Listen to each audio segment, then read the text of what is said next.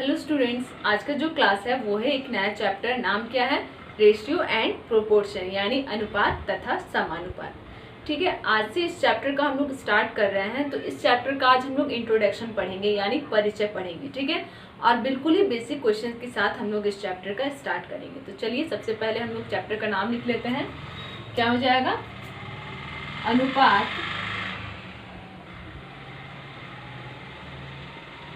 तथा समानुपात।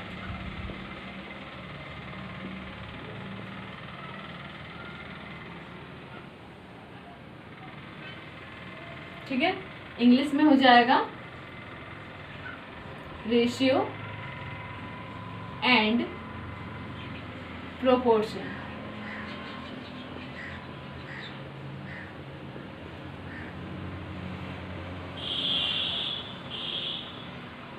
आज इस चैप्टर का है पार्ट 1।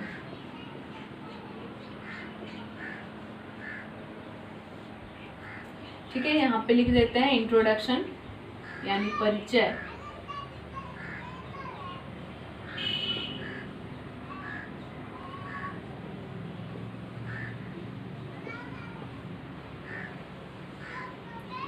तो इस चैप्टर में हम लोग अनुपात तथा समानुपात के बारे में पढ़ेंगे। ठीक है, आप लोग में से बहुत सारे स्टूडेंट्स हैं जिसको समानुपात का शायद मालूम नहीं होगा, तो बिल्कुल भी घबराना नहीं है।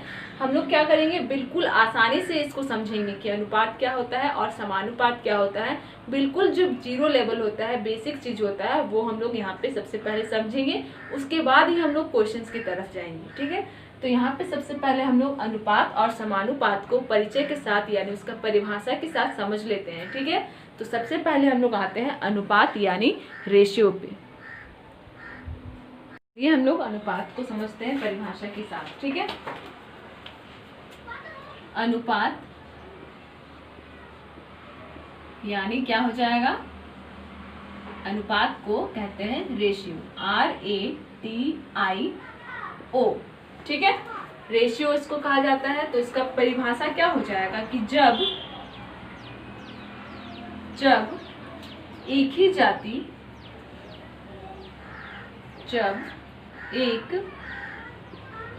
जाति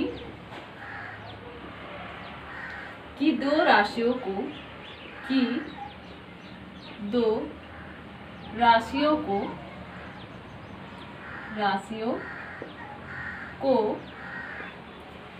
मिलाना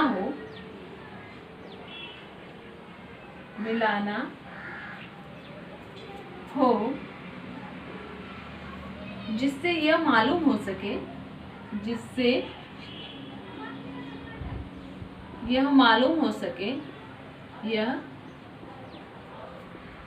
मालूम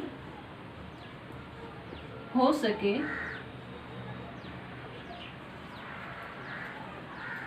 कि एक राशि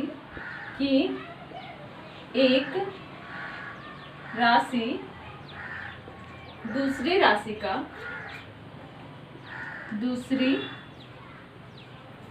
राशि का कितना गुना है या कौन सा भिन्न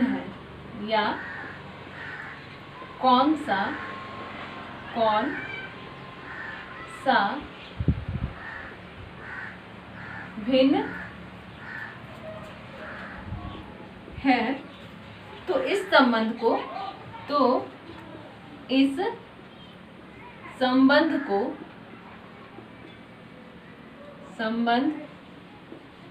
को पहली राशि और दूसरी राशि का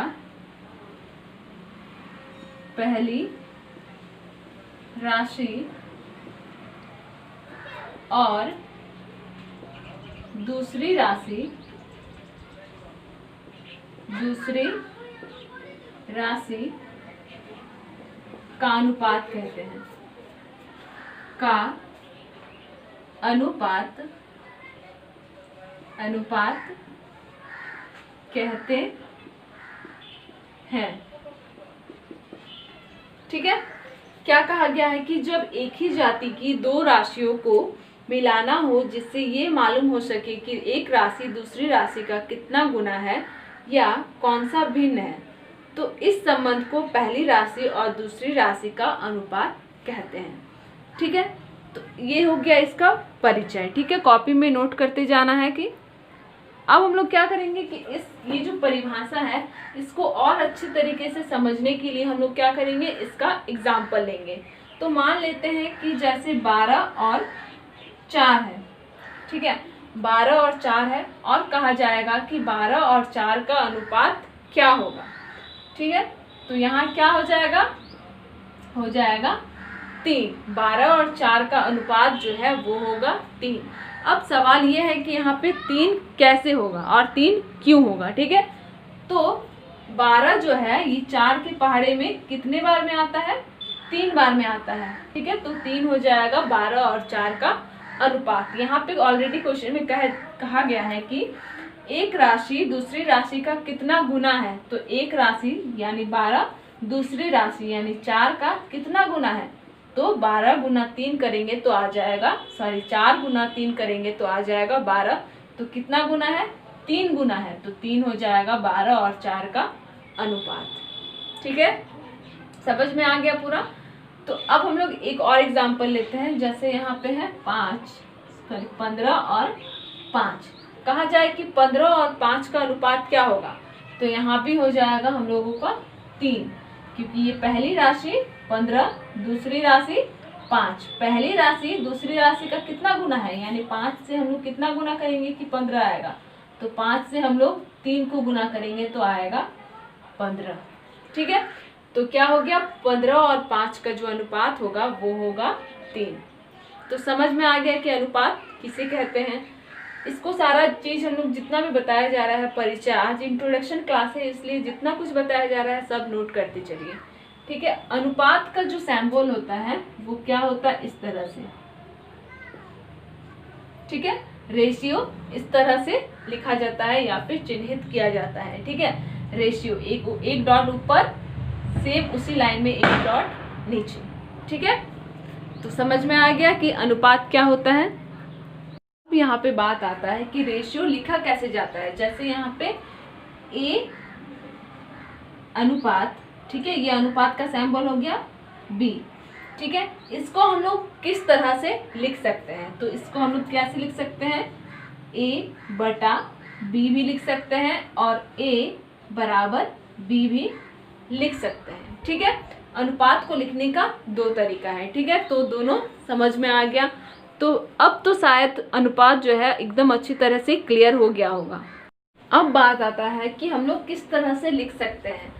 तो यहाँ पे जैसे A कहा जाएगा कि A अनुपात B को किस तरह से हम लोग लिख सकते हैं। तो सबसे पहला जो है वो तो हम लोग इस तरह से लिखेंगे कि A अनुपात यानी अनुपात का चिन्ह लगाएंगे B, इसको क्या पढ़ेंगे, A अनुपात B, या फिर A अनुपात B को हम लोग इस तरह से भी लिख सकते हैं, A बटा B।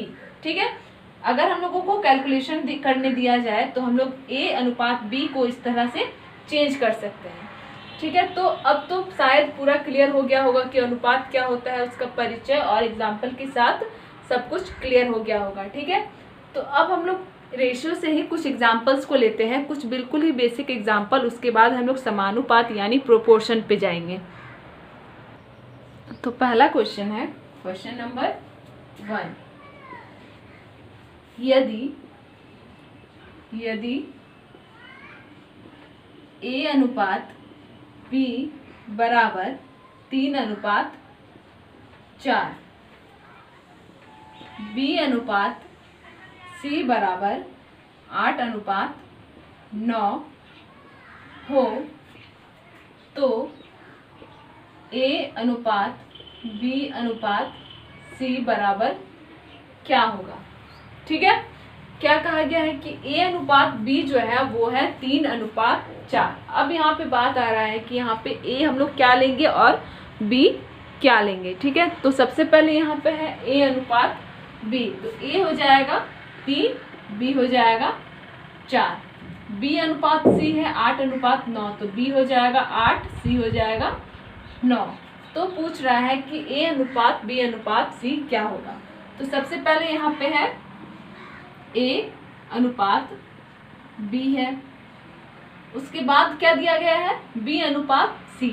ठीक है, B और C दिया गया है, यहाँ A और B दिया गया है। तो B यहाँ पे क्या हो रहा है, कॉमन हो जा रहा है। कॉमन यानी B इसमें भी है और B इसमें भी है, तो B के नीचे ही हम लोग B को लिखेंगे और फिर क्या यहाँ पे C है। अब जब इस तरह से दिया हो ए बी बी सी, इस तरह से दिया गया हो और कहा जाए कि ए बी सी निकालो, ए अनुपात बी अनुपात सी निकालो, तो उस समय हम लोग क्या करेंगे, एन रूल फॉलो करेंगे। एन रूल यानी इस तरह से, इस लाइन का मतलब ये है कि सबसे पहले इसको इससे गुना करेंगे, फिर इसको इससे गुना करेंगे और फिर इसको इससे गुना करेंगे। ठीक है, ये कुछ एन के जैसा दिखता है, इसलिए इसको कहा जाता है एन रूल। ठीक है, ये बहुत जरूरी है, तभी जाके आप कहीं पे फाइंड कर सकते हैं रेशियो। तो यहाँ पे जैसे ए अनुपात बी क्या है, 3 अनुपात 4, बी अनुपात सी, तो बी का बी के नीचे ही लिखाएगा 8 अनुपात 9। ये इस तरह से एन रूल से हम लोग निकालेंगे, तो 8 तिया 24 अनुपात का अनुपात हो जाएगा, 8 चौके 32 अनुपात का फिर से अनुपात, 9 चौके 36।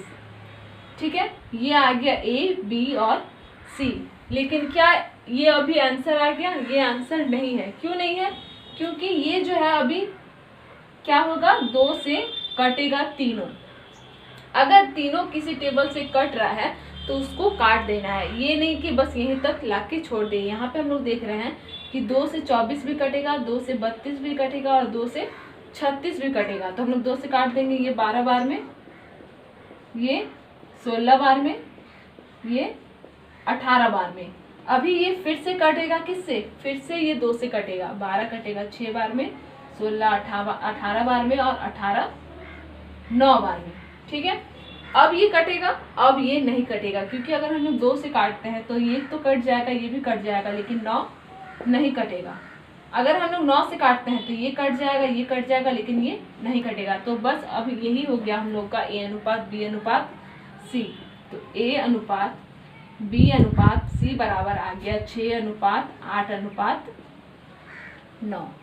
ठीक है, तो ये बिल्कुल ही बेसिक क्वेश्चंस था। अभी हम लोग क्या किए, अनुपात का इंट्रोडक्शन पढ़े और उसका एक क्वेश्चन किए। ठीक है, अब हम लोग आते हैं समानुपात पे, उसके बाद हम लोग दोनों का जो कंबाइंड क्वेश्चन होता है उस पे आएंगे। ठीक है, तो इस तरह से ए बी और सी का जो रेशियो होता है वो इस तरह से निकाला जाता है, कैसे, एन रूल से। ठीक है, तो अब हम लोग आते हैं प्रोपोर्शन की ओर, यानी समानुपात की ओर।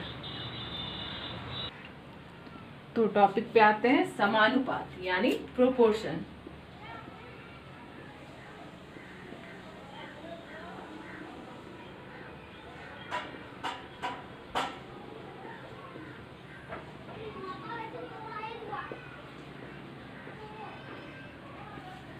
ठीक है, इसका हम लोग सबसे पहले क्या करेंगे, परिचय यानी इसका डेफिनेशन लिख लेते हैं। ठीक है, तो 2 अनुपात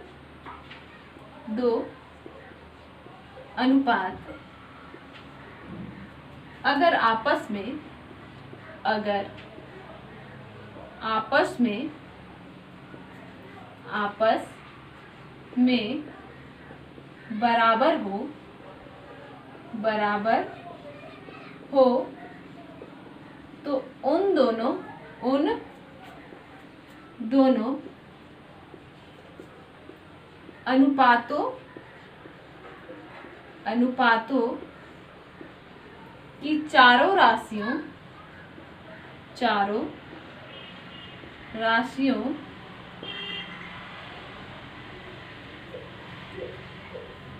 राशियां समानुपात कहलाती है।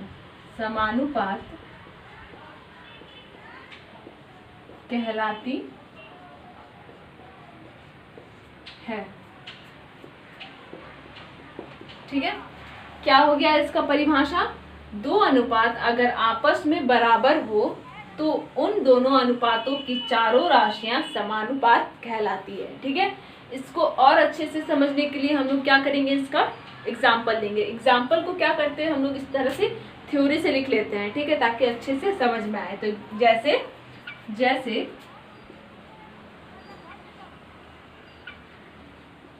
अगर A अनुपात B बराबर C अनुपात D हो तो A B C D इन चारों राशियों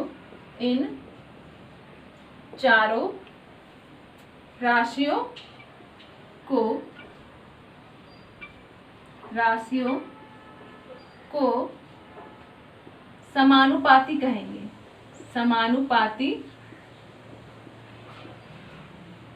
कहेंगे। ठीक है। A अनुपात B बराबर C अनुपात D समानुपात को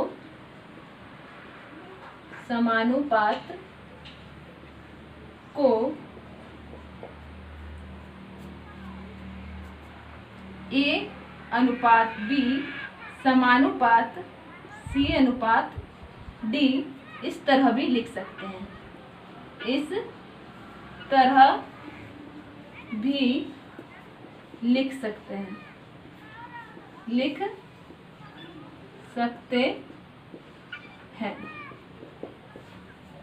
ठीक है। क्या कहा गया है एक बार हम लोग अच्छे से पढ़ लेते हैं स्टार्टिंग से। दो अनुपात अगर आपस में बराबर हो तो उन अनुपातों को चारों राशियां समानुपात कहलाती है। जैसे अगर A अनुपात B बराबर C अनुपात D हो तो A B C D इन चारों राशियों का समानुपात कहेंगे।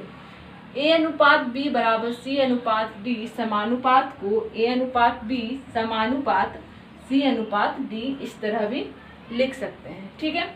यहाँ पे जो ये समानुपात है यानी प्रोपोर्शन है, हम लोग अभी जान गए कि जो रेशियो का जो सिंबल होता है वो इस तरह से होता है।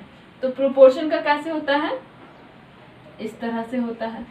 ठीक है। ये हो गया प्रोपोर्शन का सिंबल या फिर चिन्ह। जैसे कि यहाँ पे हम लोग का दिया गया है 3:5 बराबर 6:7। ठीक है। इसको हम लोग किस तरह से लिख सकते हैं? इसको हम लोग इस तरह से लिख सकते हैं। ठीक है। यानी 3:5 समानुपात 6:7। ठीक है। तो समानुपात भी पूरा अच्छे से एकदम क्लियर हो गया होगा। इसको और अच्छे से समझने के लिए इसका हम लोग एक एग्जांपल लेते हैं। अब